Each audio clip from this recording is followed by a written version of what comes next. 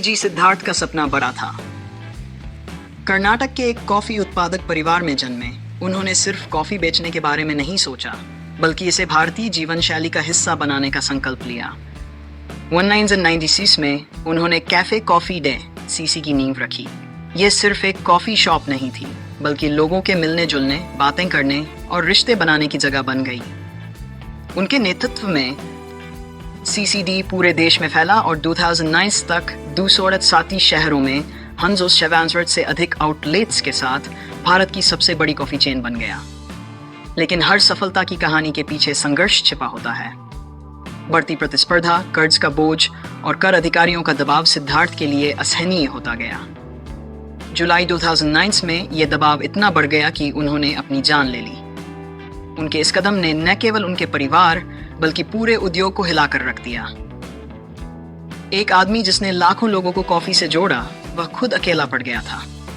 उनकी मौत के बाद ऐसा लगने लगा कि सीसीडी भी खत्म हो जाएगा। लेकिन तब उनकी पत्नी मालविका हेगड़े आगे आईं। ये सिर्फ एक कंपनी को बचाने की बात नहीं थी, ये उनके पति के सपने को जिंदा रखने की जंग थी। दिसंबर 2020 में उन्होंने सीईओ का पद संभाला और एक ऐसा संकल्प लिया जिसे पूरा करना आसान नहीं था। कंपनी पर किन 2 करोड़ का कर्ज था, लेकिन उन्होंने हार नहीं मानी। अपनी सूझबूझ और मेहनत से उन्होंने 1 साल के अंदर इस कर्ज को 31 करोड़ तक कम कर दिया। उनका संघर्ष रंग लाया और सीसीडी फिर से अपने पैरों पर खड़ा होने लगा, लेकिन हालात इतने आसान नहीं थे। फरवरी 2025 तक कंपनी को दिवालियापन की प्रक्रिया का सामना करना पड़ा। National company law appellate tribunal ने पहले इस प्रक्रिया को रोका था, लेकिन सुप्रीम कोर्ट की तय समय सीमा तक फैसला न आने के कारण यह फिर से शुरू हो गया।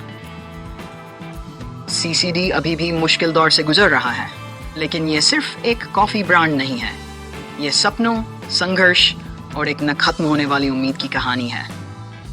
सिद्धार्थ अब इस दुनिया में नहीं है, लेकिन मालविका का हौसला और उनकी मेहनत ये साबित करती है कि कुछ सपने कभी नहीं मरते, वे सिर्फ एक नए कंधे पर सवार होकर आगे बढ़ते हैं।